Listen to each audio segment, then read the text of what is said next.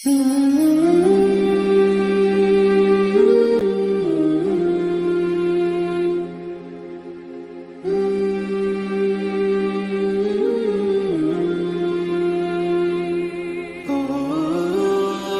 جو مہینہ چل رہا ہے ابھی، جو جس کی ابتدائی تاریخیں چل رہی ہیں، شعبان المعظم، یہ مہینہ ان مہینوں میں سے ہے جن مہینوں کے لیے اللہ کے نبی صلی اللہ علیہ وسلم نے جن میں برکت کے حصول کی دعا فرمائی تھی۔ اللہم بارک لنا فی رجب و شعبان وبلغنا رمضان۔ دو مہینوں میں اللہ کے نبی نے برکت کی دعا فرمائی، ایک رجب کی برکتیں اور ایک شعبان المعظم کی برکتیں۔ یہ دو کے دو مہینے قابل تعظیم ہیں، بابرکت ہیں۔ یہ بہت اللہ کے نزدیک پسندیدہ اور اہمیت والے مہینے ہیں۔ شعبان المعظم کی فضیلت ایک تو اس وجہ سے ہے کہ یہ رمضان المبارک کی آمد کی خبر دیتا ہے۔ یہ رمضان المبارک کے لیے ایک پیش خیمہ ہے۔ دوسری وجہ اس کے اہم ہونے کی، اس مہینے میں حضور اکرم صلی اللہ علیہ وسلم کثرت سے روزے رکھا کرتے ہیں۔ حضرت اسامہ بن زید رضی اللہ عنہ فرماتے ہیں کہ میں نے حضور اکرم صلی اللہ علیہ وسلم کو دیکھا کہ آپ پیر اور جمعرات کا روزہ رکھتے ہیں، تو میں نے وجہ معلوم کی تو اللہ کے نبی نے فرمایا ذاک یومان تعرض الاعمال فیہما علی رب العالمین۔ یہ وہ دن ہیں جمعرات اور پیر جس میں اللہ رب العزت کی طرف انسانوں کے اعمال پیش کیے جاتے ہیں۔ پھر فرمایا فأحب ان يرفع عملی وانا صائم۔ میں یہ چاہتا ہوں کہ میرا عمل اللہ کی بارگاہ میں اس حال میں پیش ہو کہ جس وقت وہ عمل پیش ہو رہا ہو میں اس وقت روزے سے ہوں۔ پھر دوسرے شعبان المعظم میں کثرت سے آپ روزے کیوں رکھتے تھے؟ اس کی وجہ پوچھی کہ میں نے یا رسول اللہ رأیتک تصوم رمضان تصوم من شعبان ما لا تصوم من غیرہ من الشہور، کہ اللہ کے رسول میں آپ کو شعبان المعظم میں کثرت سے روزے رکھتا ہوا دیکھ رہا ہوں، کیا بات ہے کہ آپ دیگر مہینوں میں اس قدر روزوں کا اہتمام نہیں فرماتے ہیں؟ تو اللہ کے نبی صلی اللہ علیہ وسلم نے فرمایا کہ شعبان کا مہینہ ہوا شہر یغفل الناس عنہ، یہ وہ مہینہ ہے جس سے لوگ غافل ہیں۔ بین رجب و رمضان، رجب اور رمضان کے درمیان جو مہینہ، یعنی یہی مہینہ شعبان المعظم کا، آپ نے فرمایا ہوا شہر یغفل الناس عنہ بین رجب و رمضان۔ پھر فرمایا ہوا شہر ترفع الاعمال فیہ الی رب العالمین۔ یہ شعبان کا مہینہ ایسا مہینہ ہے جس میں اللہ رب العزت کی جانب اعمال پیش کیے جاتے ہیں۔ فأحب ان يرفع عملی وانا صائم۔ میں یہ چاہتا ہوں کہ اس مہینے میں جب میرا عمل اللہ کی بارگاہ میں پیش ہو تو میں روزے کی حالت میں ہوں۔ چنانچہ آپ صلی اللہ علیہ وسلم سے اس مہینے میں کثرت سے روزے رکھنا ثابت ہے۔ ہمارے لیے بھی آپ صلی اللہ علیہ وسلم کی اس عمل کے اتباع میں ہمیں بھی یہ حکم دیا گیا کہ ہم اس میں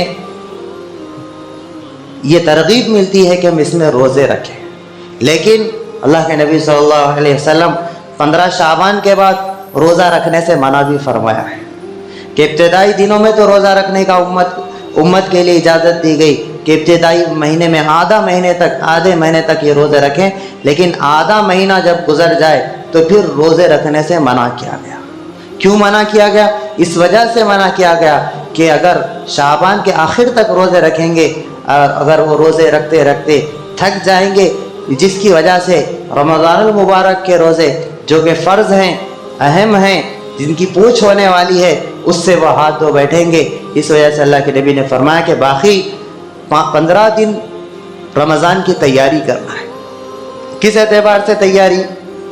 کاموں کو آگے پیچھے کرنے کے اعتبار سے، کھانے پینے کے اعتبار سے، جسم کی صحت بنانے کے اعتبار سے، ہر اعتبار سے اس کو تیاری میں اور اس کے استقبال میں رہنا ہے۔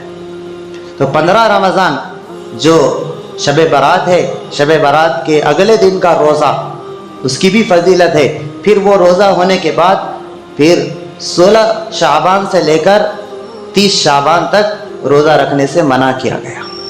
تو اس میں ہم روزے رکھیں تاکہ رمضان المبارک کے روزے رکھنا ہمارے لیے آسان ہو، اس کی عادت ہمیں پڑ جائے، ان روزوں کے ذریعے سے روزوں سے مناسبت ہمارے اندر پیدا ہو جائے۔ اس وجہ سے اللہ کے نبی صلی اللہ علیہ وسلم اس مہینے میں کثرت سے روزہ رکھتے تھے۔ آپ علیہ السلام زیادہ رکھتے تھے، لیکن امت کو اس کی تعلیم نہیں ہے، کیونکہ اللہ کے نبی صلی اللہ علیہ وسلم کی بات اور ہے۔ آپ علیہ السلام امت کو منع کرتے تھے کہ پیدر پہ روزہ مت رکھو، ایک دن رہو پھر دوسرے دن کا چھوڑ دو۔ یہ نفل روزوں کی بات ہے۔ جو رمضان کے فرض ہیں وہ تو لگاتار پورے مہینے کے روزے رکھنا ہے، جو نوافل ہیں اس میں اللہ کے نبی صلی اللہ علیہ وسلم فرماتے ہیں کہ صوم داؤدی رکھو۔ داؤد علیہ السلام کا روزہ ایسے ہی تھا کہ وہ ایک دن روزہ رکھتے، دوسرے دن روزہ نہیں رکھتے، روزہ چھوڑ دیتے۔ اس طرح روزہ رکھنے کی اللہ کے نبی نے ہمیں ترغیب دی ہے۔ اس سے آدمی کمزور بھی نہیں ہوتا ہے اور روزے کا ثواب بھی اس کو حاصل ہو جاتا ہے۔ تو شعبان المعظم کے مہینے کی فضیلت، ایک تو یہ رمضان کا مقدمہ ہے، دوسرے اس میں شب برات ہے، تیسری وجہ اس میں اللہ کے نبی صلی اللہ علیہ وسلم کثرت سے روزہ رکھتے تھے، چوتھی وجہ اللہ کے نبی صلی اللہ علیہ وسلم نے اس مہینے میں بھی اللہ سے برکت کی دعا مانگی ہے۔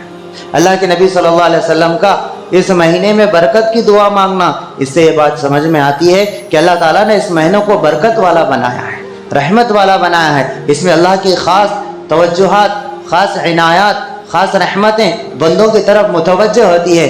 یہی وجہ ہے شب برات میں رات میں اعلان ہوتا ہے اللہ کی طرف سے، حل من مستغفر فاغفر اللہ، ہے کوئی مغفرت طلب کرنے والا اس کی میں مغفرت کر دوں، ہے کوئی مصیبت زدہ کہ میں اس کی مصیبت کو دور کر دوں، ہے کوئی مجھ سے لینے والا کہ میں اس کو عطا کر دوں۔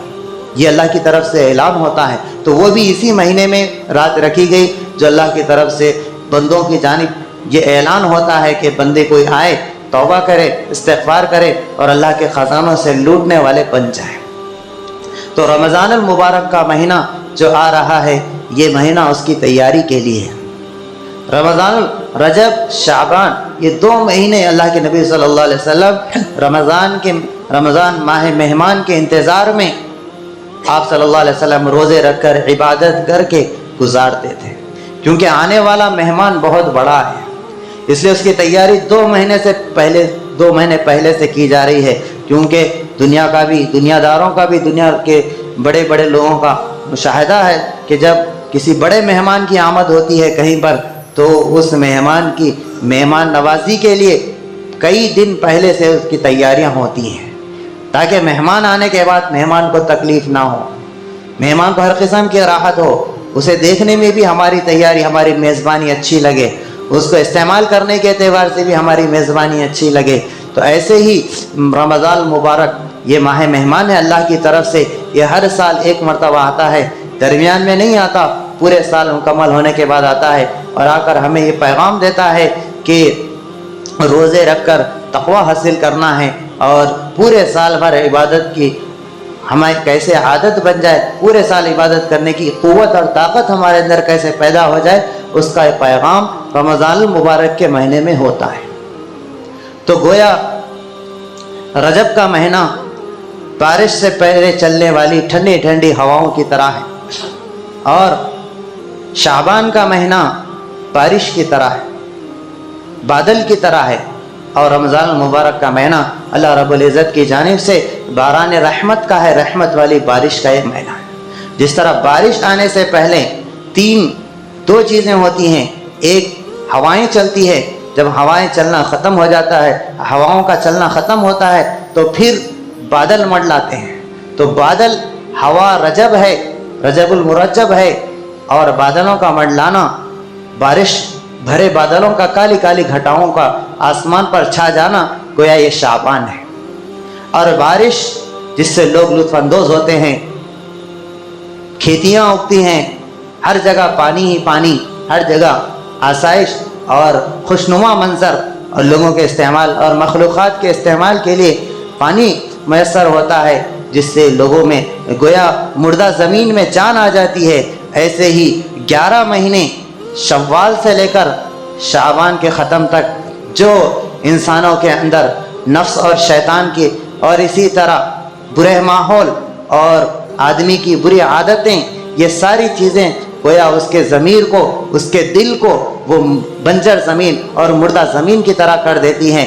جب رمضان آتا ہے تو پھر وہ بارش رمضان کی اس پر دل پر برستی ہے، تو جس کی وجہ سے دل میں ہریالی اگتی ہے، ایمان کی ہریالی، اسلام کی ہریالی، شریعت کی اہمیت، اللہ کے حکم کی اہمیت دل میں پیدا ہوتی ہے۔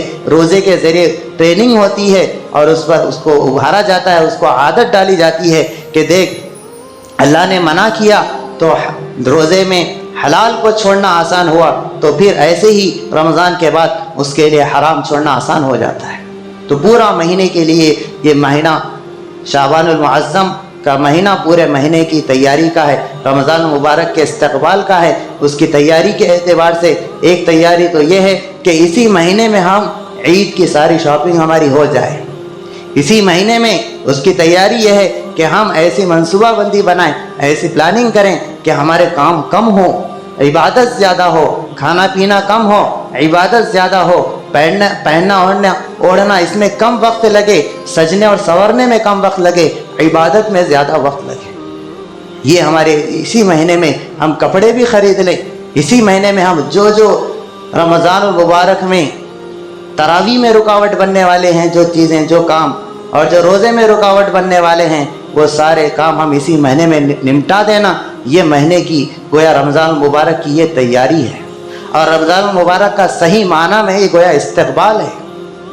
ایک آدمی وہ ہے جو سارے کام رمضان میں کر رہا ہے، کمانے کا مہینہ بھی اسی کو سمجھا ہوا ہے، کھانے کا مہینہ بھی اسی کو سمجھا ہوا ہے، اچھے پہننے کا بھی مہینہ اسی کو سمجھا ہوا ہے، تو پھر اس کا وقت ضائع ہوگا، عبادت کو وہ وقت نہیں دے سکے گا۔ حالانکہ رمضان مبارک کا مہینہ عبادت کا مہینہ ہے، کھانے سے اس کا کوئی تعلق نہیں ہے، اچھے کپڑوں سے اس کا کوئی تعلق نہیں ہے، اچھے کاروبار سے اس کا کوئی تعلق نہیں ہے، یہ عبادت کا ہے۔ اس میں عبادت بڑھا دی جاتی ہے، اس میں رات کو جگایا جاتا ہے، اس میں دن کو کھانے پینے سے روکا جاتا ہے، یہ بھی عبادت ہے۔ تو لہٰذا ضرورت اس بات کی ہے کہ ہم اس بات کو سمجھیں کہ ہمارا یہ ماہ مہمان ہم سے ضائع نہ ہو، پھر رمضان المبارک کے ختم پر ہمیں افسوس نہ ہو کہ کاش میں عبادت میں اس مہینے کو گزار دیتا۔ اللہ رب العزت سے دعا کہ اللہ تعالیٰ ہم سب کو رمضان المبارک کے صحیح معنی میں قدردانی کرنے کی توفیق نصیب فرمائے، اور یہ مہینہ ہم سب کو مقدر فرمائے، ہم سب کو اسے عبادت کی توفیق نصیب فرمائے۔